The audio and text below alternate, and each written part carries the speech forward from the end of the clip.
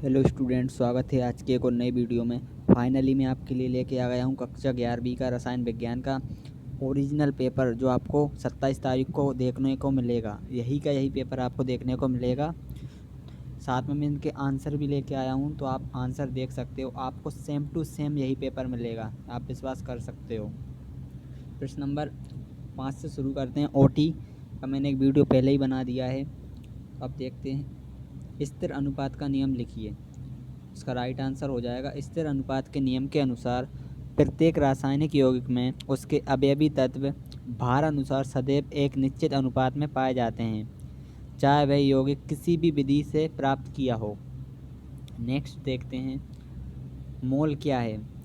परमाणुओं, अणुओं तथा आयनों आदि की संख्या को ज्ञात करने के लिए रासायनिक जिस इकाई का उपयोग करते हैं उसे मोल कहते हैं। इसका सूत्र होता है, एक मोल बराबर होता है 6.023 इंटू 10⁻23 अणु। इसके जो अथवा के क्वेश्चन हैं उनके आंसर मैंने नहीं लिखे हैं। अथवा के भी आप कर सकते थे, लेकिन जो मैंने लिखे हैं वो बहुत सिंपल हैं, एक बार पढ़ने में याद हो जाएंगे। नेक्स्ट देखते हैं, परमाणु संख्या किसे कहते हैं। किसी परमाणु के नाभिक में उपस्थित प्रोटॉनों की संख्या परमाणु संख्या कहलाती है। किसी परमाणु के नाभिक में उपस्थित प्रोटॉनों की संख्या परमाणु कहलाती है।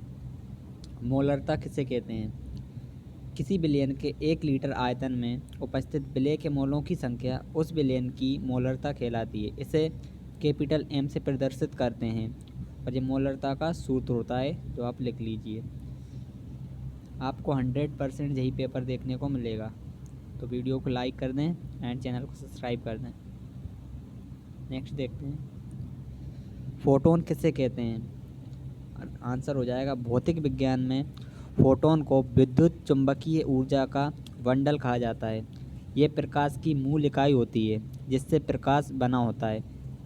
नेक्स्ट देखते हैं, विकर्ण संबंध किसे कहते हैं। तो विकर्ण संबंध द्वितीय एवं तृतीय आवर्त एक दूसरे के विकर्णता उपस्थित तत्वों के गुणों में समानता होती है, अथवा विकर्णता उपस्थित समान गुणों वाले तत्वों के मध्य पाए जाने वाले संबंध को विकर्ण संबंध कहते हैं। नेक्स्ट देखते हैं, संक्रमण तत्वों को परिभाषित कीजिए। बहुत सिंपल है, परमाणु संख्या 21 से 30, 39 से 48, 57 से 80 और 89 से 112 वाले रासायनिक तत्व संक्रमण तत्व कहलाते हैं। चूँकि ये सभी तत्व धातुएं हैं, इसलिए इनको संक्रमण धातु भी कहते हैं। नेक्स्ट देखते हैं, लुईस चार की परिभाषा लिखिए। लुईस चार की परिभाषा लिखिए। लुईस चार वह रासायनिक प्रजाति है जिसका कक्षक भरा हुआ हो और जिसमें एक इलेक्ट्रॉन युग्म हो जो आवन निर्माण में भाग ना ले रहा हो, किंतु किसी लुईस अम्ल के साथ डेटिव आवन बनाकर एक लुईस एक्ट का निर्माण करे। नेक्स्ट देखते हैं, विद्युत संयोजी सहसंयोजी की परिभाषा लिखिए। बिल्कुल सिंपल है, विद्युत सहसंयोजी परमाणुओं के मध्य इलेक्ट्रॉनों के स्थानांतरण से जो बंध बनते हैं विद्युत सहसंयोजी बंध कहलाते हैं या कहते हैं। नेक्स्ट आपको लिखना है, कक्षा तथा कक्षक में कोई 3 अंतर। इसके अथवा का भी था, लेकिन मैंने उससे नहीं लिखा, तो आप इसको याद कर लें। कक्षा तथा कक्षक में अंतर।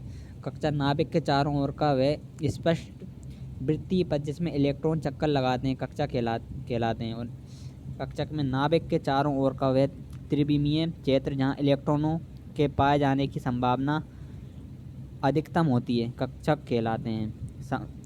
समस्त कक्षा वृत्ताकार होती है, और कक्षक में विभिन्न कक्षकों का आकार अलग अलग होता है, जैसे एस कक्षक गोलाकार, पी कक्षक डंबल आदि। ये दिशात्मक प्रकृति प्रदर्शित नहीं करता, और कक्षक ये दिशात्मक प्रकृति प्रदर्शित करता है। नेक्स्ट देखते हैं, जल की स्थायी या अस्थायी कठोरता का क्या कारण है। जल की स्थायी या अस्थायी कठोरता का निम्नलिखित कारण है। अस्थायी कठोरता जल में कैल्शियम तथा मैग्नीशियम के हाइड्रोजन कार्बोनेट की उपस्थिति के कारण होती है, जबकि स्थायी कठोरता जल में विलयशील कैल्शियम तथा मैग्नीशियम के क्लोराइड तथा सल्फेट के रूप में घुले रहने से होती है। नेक्स्ट देखते हैं,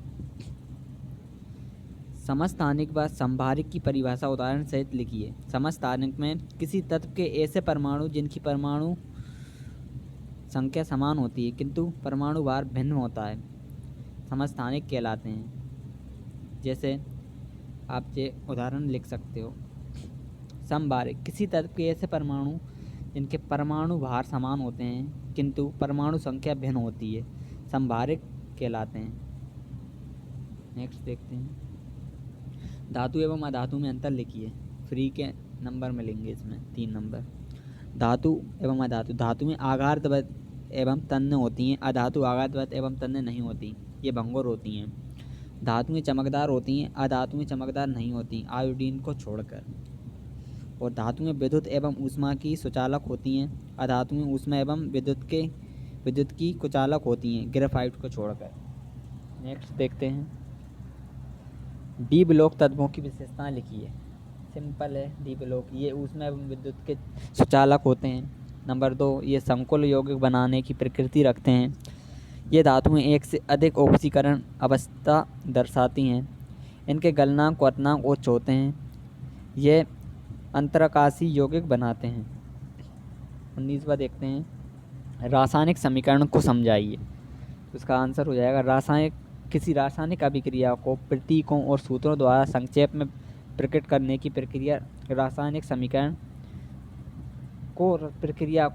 समीकरण कहते हैं। अभिक्रिया में भाग लेने वाले पदार्थों के सूत्र को तीर या मध्य समता के चिन्ह के बाईं ओर तथा उत्पादों के सूत्रों को दाईं ओर लिखते हैं। उदाहरण, जब जिंक पर तनु H2SO4 की क्रिया होती है तब जिंक सल्फेट बनता है और हाइड्रोजन गैस उत्पन्न होती है। इसे इस प्रकार लिखते हैं, आप देख सकते हो। लास्ट है, संकरण के नियम लिखिए, तो आप इनको लिख लेना। संकरण में भाग लेने वाले ऑर्बिटल लगभग समान ऊर्जा वाले अर्थात उनकी क्वांटम संख्या समान होनी चाहिए। नंबर 2, संकरण में भाग लेने वाले ऑर्बिटलों कक्षकों की संख्या के बराबर ही नए संकृत ऑर्बिटल बनते हैं। नंबर 3, संकरण में ऑर्बिटलों का मिश्रण एवं पुनः वितरण होता है, ना कि इलेक्ट्रॉनों का। अतः संकरण के लिए ऑर्बिटलों का आदरपूर्ण होना आवश्यक नहीं है। नंबर 4, संकृत ऑर्बिटलों में इलेक्ट्रॉनों का वितरण इस प्रकार होता है कि अयुग्मित इलेक्ट्रॉनों की संख्या अधिकतम हो। तो आज के लिए बस इतना ही। आपको यही पेपर देखने को मिलेगा, इसलिए वीडियो को लाइक करें एंड चैनल को सब्सक्राइब करके बेल आइकन को ज़रूर दबाएं एंड कमेंट करके बताएं कि आपको ये वीडियो कैसा लगा। Thanks for watching. See you in the next video.